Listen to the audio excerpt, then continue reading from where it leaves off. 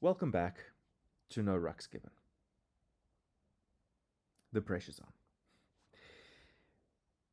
As British and Irish Lions face Australia in the second test at the MCG. So we're just going to go over a few squad analysis, some key matchups, some predictions, and let's see if the Wallabies are going to be able to pull off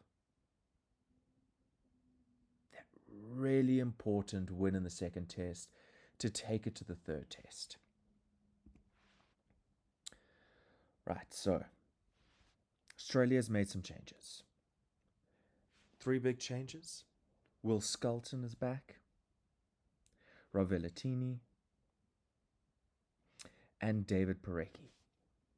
Now, for me, the big one there is Will. He's a powerhouse. Built like you want a forward to be built.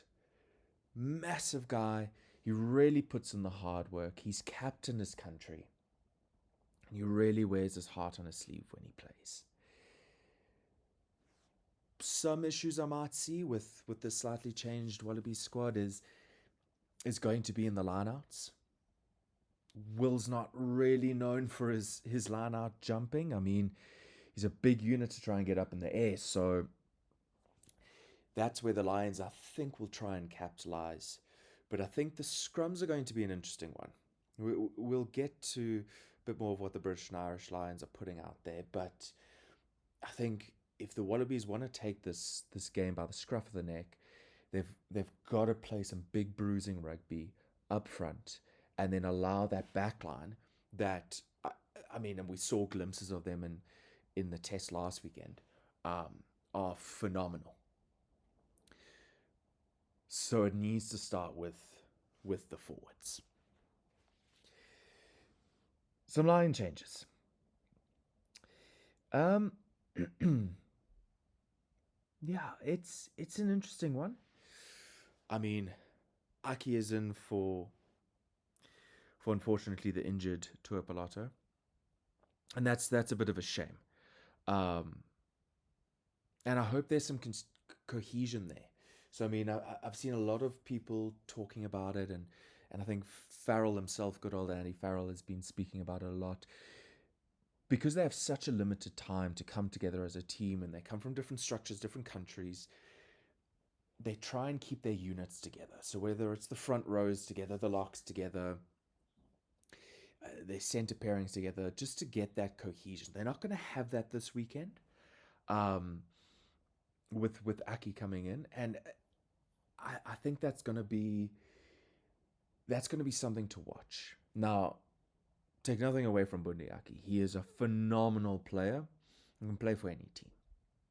But when you don't have that cohesion with your center pairing, it's it's gonna make that attack a bit more stifled, a bit more that split second slower because you're having to think about what the other player is going to do.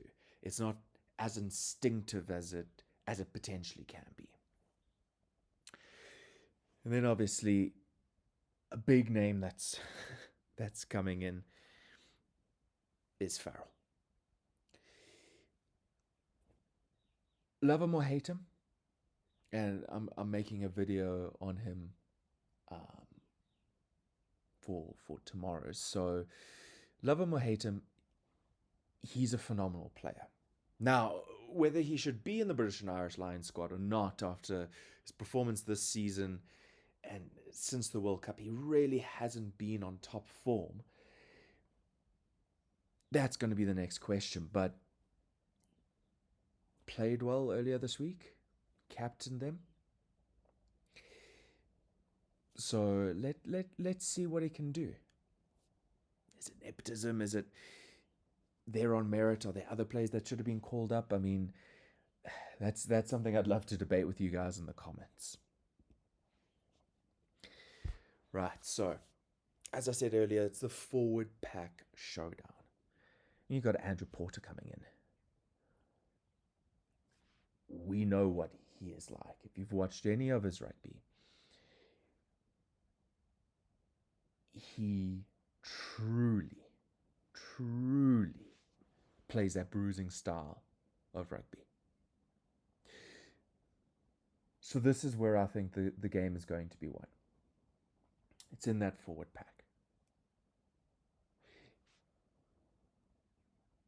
Regardless of what the back lines can do, it's what those 8 men on either side of that scrum and in lineouts are able to pull off to give those backline players that we all know are world class that front football.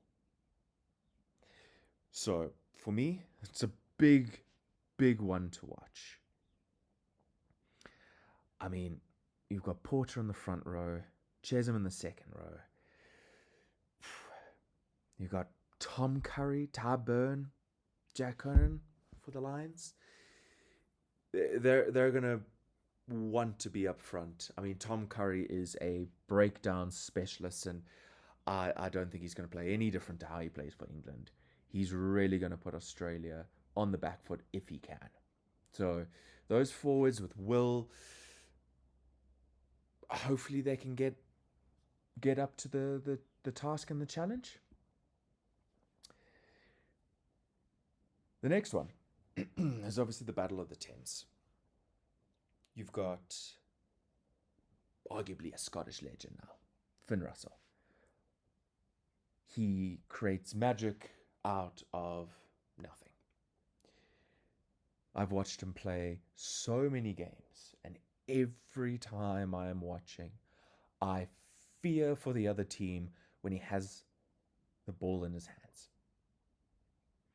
It's the kicks that feel random sometimes, but just work. It's that the passing. I mean, he's just magic on the ball.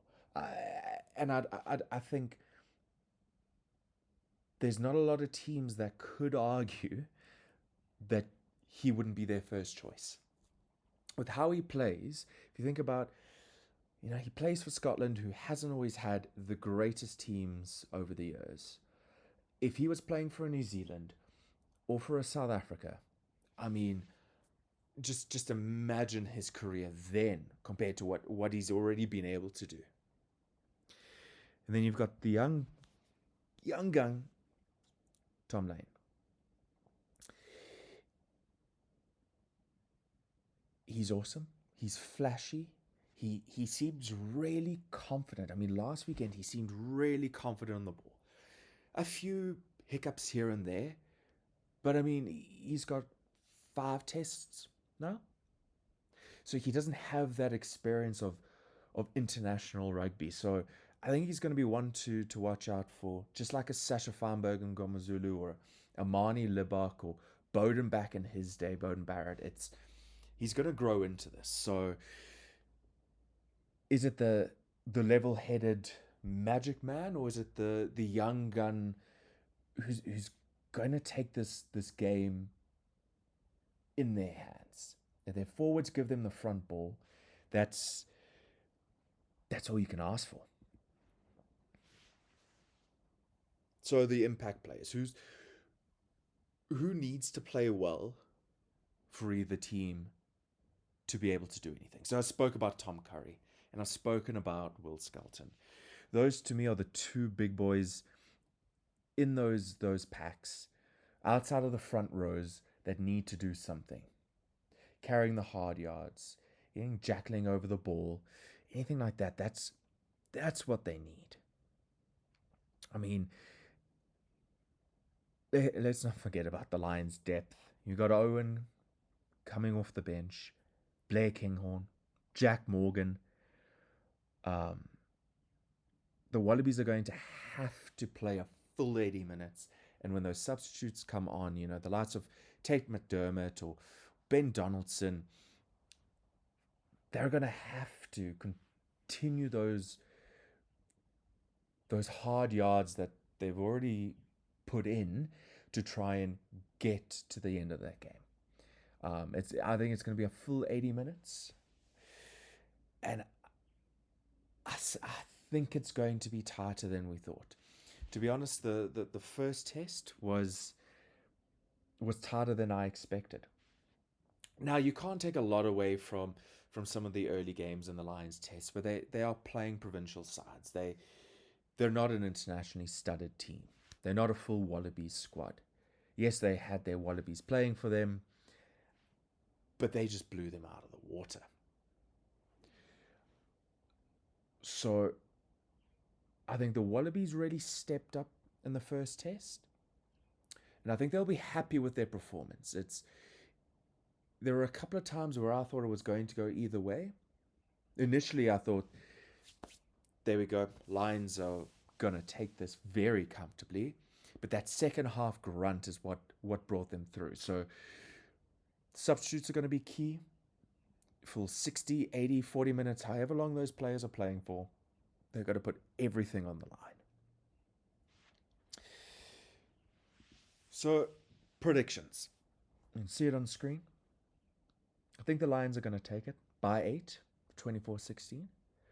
MCG is not an easy place to play. The crowd's going to be behind Australia. And my gut says the Lions win, but my heart really hopes that Australia can pull it off. It just makes the tour more interesting, especially going into the third test. If you've already lost the test, it doesn't quite feel right. So what do you reckon? Do you think the Wallabies are going to bounce back? Do you think there's other players that I've potentially missed out on saying could be the difference? Will the Lions' discipline be the deciding factor? Comment below, hit like if you enjoyed the breakdown. Subscribe for more rugby analysis. This is No Rucks Given. See you next time.